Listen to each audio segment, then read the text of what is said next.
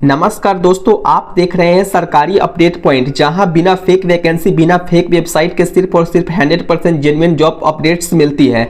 आज का वीडियो बहुत ही इंपॉर्टेंट होने वाला है क्योंकि एमसीआरई भर्ती 2025 का ऑफिशियल अनाउंस कर चुकी है, जिसमें 1380 प्लस वैकेंसीज निकाली गई है, जिसमें स्टाफ नर्स, टेक्नीशियन, क्लर्क और कई सारी क्रिटिकल पोस्ट भी दिए गए हैं।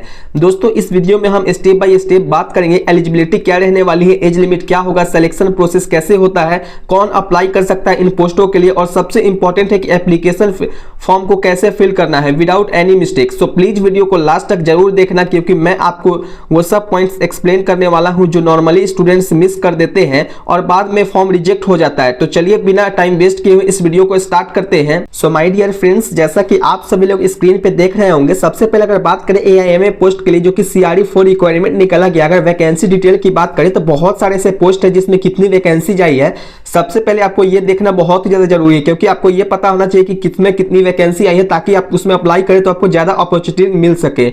दोस्तों, सबसे पहले अगर बात करें असिस्टेंट अगर डायरेक्शन के या फिर वार्डन के लिए, तो 17 पदों पे आपको डायरेक्ट वैकेंसी देखने को मिलती है। एंड बात करें असिस्टेंट एडमिनिस्ट्रेटिव ऑफिसर की, यानी कि असिस्टेंट की ये पोस्ट है, जिसमें आपको 39 पोस्ट देखने को मिलती है। मैं एजुकेशन क्वालिफिकेशन की भी बात करूंगा, लेकिन सबसे पहले मैं आपको पोस्ट के बारे में बता देता हूँ कितनी वैकेंसी रिलीज किया गया है। वही जूनियर एडमिनिस्ट्रेटिव असिस्टेंट की बात करिए, फिर एलडीसी पोस्ट के लिए यानी कि लोअर डिवीजन क्लर्क के लिए, तो 121 पदों पर डायरेक्ट वैकेंसी निकाला गया है। इसमें एग्जामिनेशन भी देखने को मिलेगा। नेक्स्ट अगर वैकेंसी की बात करें तो जूनियर इंजीनियरिंग जो कि सिविल की पोस्ट में रहने वाले उनके लिए 3 वैकेंसीज है। एंड जूनियर इंजीनियरिंग की बात करें तो इलेक्ट्रिकल के लिए 7 वैकेंसी निकाला गया। असिस्टेंट इंजीनियर की बात करें या फिर जूनियर इंजीनियर के लिए, तो उनके लिए भी 7 वैकेंसी है। जूनियर और स्पीच थेरेपिस्ट की बात करें तो 7 इसमें भी निकाला गया। लेकिन इलेक्ट्रीशियन और वायरमैन की बात करें तो इनके लिए भी 7 वैकेंसी है।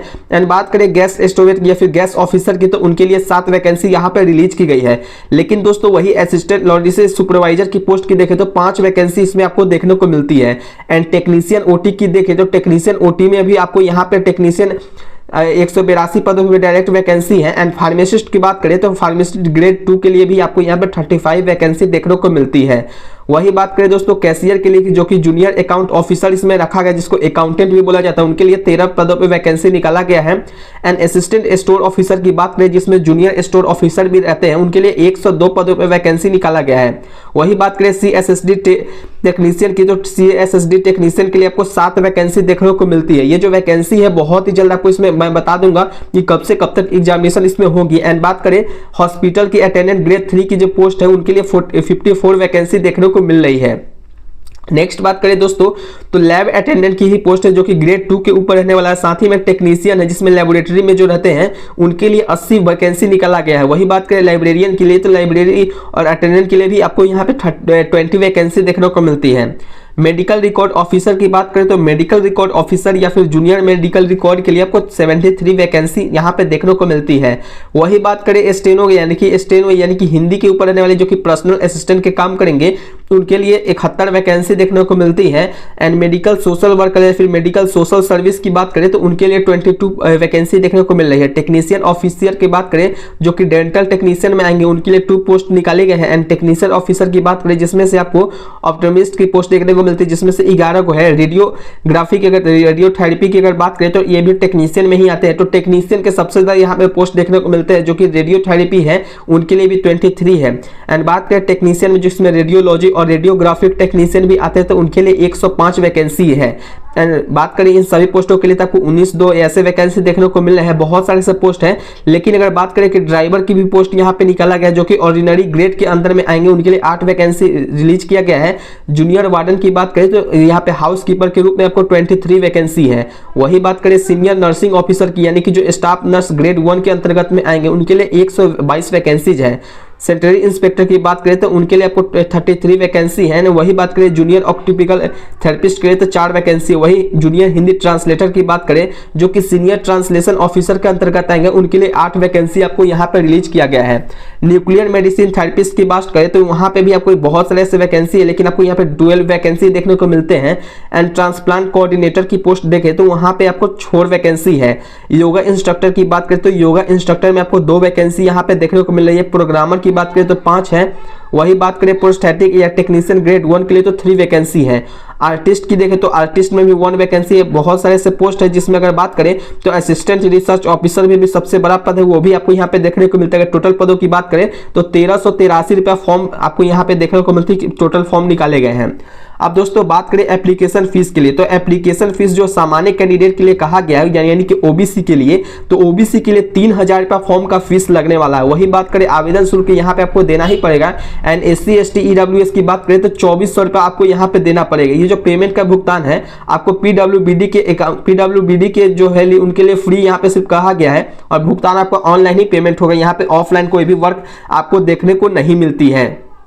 एंड बात करें तो नेक्स्ट आपका यहाँ पे एलिजिबिलिटी क्राइटेरिया आता है यानी कि एजुकेशन क्वालिफिकेशन। अब बात करें तो पोस्ट के हिसाब से सभी के लिए एजुकेशन क्वालिफिकेशन अलग अलग दिखाए गए हैं। जैसे कि मैं बात करूँ पोस्ट ग्रुप मेजर पोस्ट के लिए, तो यहाँ पे कौन कौन से है, तो असिस्टेंट टेक्नीशियन या फिर बात करें तो यहाँ पे आपको एजुकेशन क्वालिफिकेशन मास्टर डिग्री खोजा गया है, जो कि आपको डायटेटिक्स फूड में या फिर न्यूट्रिशन में मिनिमम 50% के साथ आपको एजुकेशन क्वालिफिकेशन होनी चाहिए, मास्टर डिग्री खोजा गया है। एक्सपीरियंस आपको यहाँ पे नहीं मांगा गया है। वही बात करें वार्डन या फिर हॉस्टल वार्डन के लिए, तो यहाँ पे ग्रेजुएट की डिग्री शामिल किया गया जिसमें आपको यहाँ पे एक्सपीरियंस भी नहीं खोजा गया है। असिस्टेंट जूनियर एडमिनिस्ट्रेटिव की बात करें तो यहाँ पे ऑफिसर और ऑफिस सुपरिटेंडेंट की बात करें तो ग्रेजुएट प्लस डिग्री में आपको होना चाहिए, और कंप्यूटर का नॉलेज भी आपका होना चाहिए।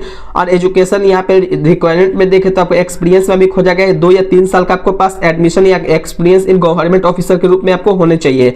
नेक्स्ट बात करें एओ की पोस्ट आई है जिसमें असिस्टेंट एडमिनिस्ट्रेटिव ऑफिसर है, जिसमें आपको ग्रेजुएट डिग्री के साथ साथ कंप्यूटर का नॉलेज भी आपके पास मांगा है, जिसमें आपको 3 साल का आपको यहाँ पे देखने को मिलता है कि आपको एक्सपीरियंस रहनी चाहिए।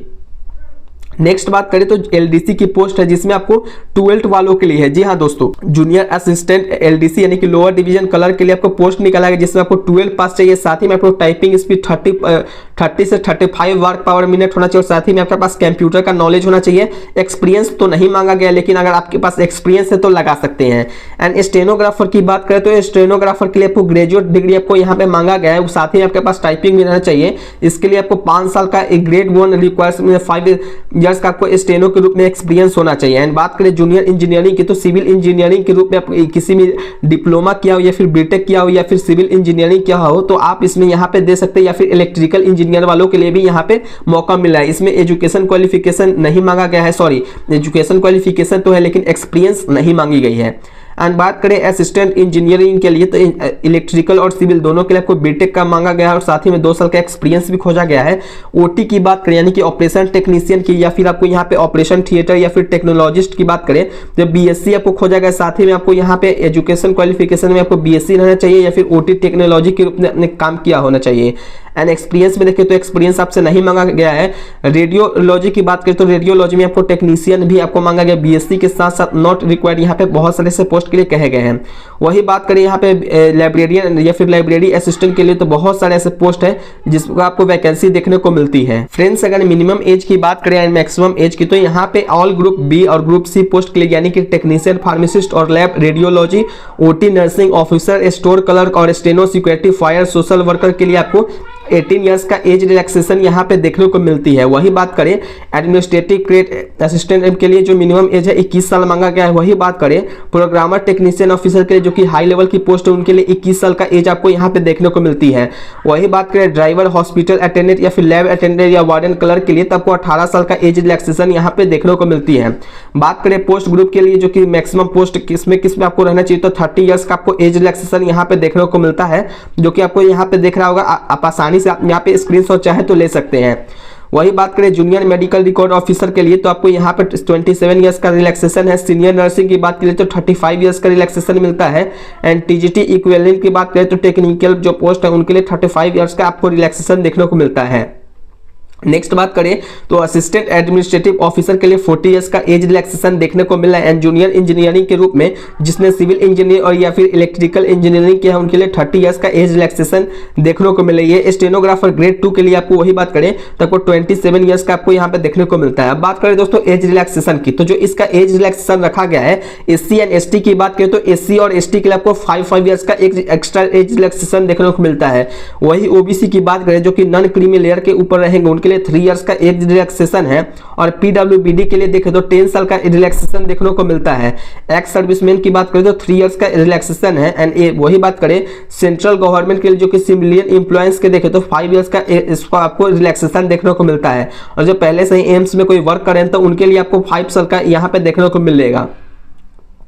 फ्रेंड्स, अगर बात करें कि एम्स में CRE4 रिक्वायरमेंट में सिलेक्शन प्रोसेस कैसे होगा, तो सिलेक्शन प्रोसेस के लिए आपको यहाँ पे CBT एग्जामिनेशन देखने को मिलेगा।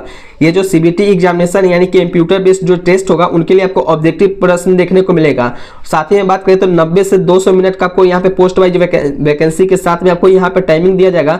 सिलेबस में देखें तो जनरल एबिलिटी रहेगा, सब्जेक्ट का जो नॉलेज होता है वो मांगा गया, क्वालिफाइंग रहेगा, प्लस मेरिट बेस्ड दोनों रोल्स में आपको यहाँ पे पड़ेगा। नेक्स्ट बात करें स्टेज 2 के लिए तो स्किल टेस्ट आपको यहाँ पे रखा गया है केवल उन पोस्टों के लिए जहाँ पे रिक्वायर्ड है स्टेनो के लिए, जो कि आपको टाइपिंग और शॉर्ट हैंड खोजा गया है। साथ ही में बात करें JSA यानी कि जूनियर असिस्टेंट क्लर्क के लिए तो वहाँ पे आपको टाइपिंग भी खोजा गया है। प्रोग्रामर टेक्निकल के लिए भी प्रैक्टिकल टेस्ट आपको यहाँ पे लिया जाएगा। नेक्स्ट देखें तो 3 में आपका डॉक्यूमेंट वेरिफिकेशन के रूप में आपको लिया जाएगा, जिसमें ओरिजिनल सर्टिफिकेट जो खोजा गया है वो आपको डॉक्यूमेंट वेरिफिकेशन में रहनी चाहिए। अब बात करें कि डॉक्यूमेंट रिक्वायर्ड फॉर एम्स में आपको कौन कौन से ऐसे डॉक्यूमेंट्स रहना चाहिए जो कि आपके पास यहाँ पे होना चाहिए, नहीं तो आपका फॉर्म रिजेक्ट हो सकता है। तो क्लास 10 का सर्टिफिकेट होना चाहिए, मार्कशीट होना चाहिए, जो भी डिग्री आप सर्टिफिकेट लगाएंगे, आधार कार्ड एंड पैन कार्ड होना चाहिए। फिर बात करें तो कास्ट सर्टिफिकेट होना चाहिए, चाहे आप SC एंड ST हो या फिर OBC हो, EWS हो, तो तीनों आपको यहाँ पे सर्टिफिकेट लगने वाले हैं। एंड PWBD कैंडिडेट के लिए देखें तो उनके लिए 40% का फ्रॉम गवर्नमेंट हॉस्पिटल से आपको रहना चाहिए। तो आपको यहाँ पे एक्सपीरियंस सर्टिफिकेट भी यहाँ पे लगाना पड़ेगा। साथ में बात करें तो NOC फॉर्म प्रेजेंट एम्प्लॉयर के लिए, गवर्नमेंट अगर कोई एम्प्लॉय है तो उनके लिए भी सर्टिफिकेट लगा सकते हैं। पासपोर्ट साइज फोटो चाहिए और सिग्नेचर चाहिए, जैसे गाइडलाइन में आपको बताया गया है। Self attach copy of all, सभी के लिए आपको सेल्फ अटैच रहना चाहिए। बात करें कैसे आपको अप्लाई करना है, तो सिंपली आपको यहाँ पे गवर्नमेंट के वेबसाइट है एम्स न्यू दिल्ली, यहाँ पे जाकर के आप अप्लाई कर सकते हैं। रिक्वायरमेंट में होम पे जाइएगा तो वहाँ पे आपको सारी डिटेल आपको मिल जाएगी। लेकिन फिर भी अगर आपको कोई डाउट रहता है तो आप हमें कमेंट करके जरूर पूछें, हम आपको पूरी हेल्प करेंगे। तो दोस्तों ये थी एम्स CRE भर्ती 2025 की कंप्लीट डिटेल इन्फॉर्मेशन। मैंने कोशिश की है कि दोस्तों आपको हर एक पॉइंट सिंपल लैंग्वेज में समझाऊं ताकि आप कंफ्यूजन फ्री अप्लाई कर सकें। अगर आपको वीडियो हेल्पफुल लगा हो तो इसे लाइक शेयर एंड कमेंट जरूर करें और चैनल को सब्सक्राइब कर लें, क्योंकि यहाँ सिर्फ ऑफिशियल और वेरीफाइड जॉब अपडेट से मिलती है। No fake news, no fake website. आपका एक सपोर्ट हमारे लिए मोटिवेशन होता है।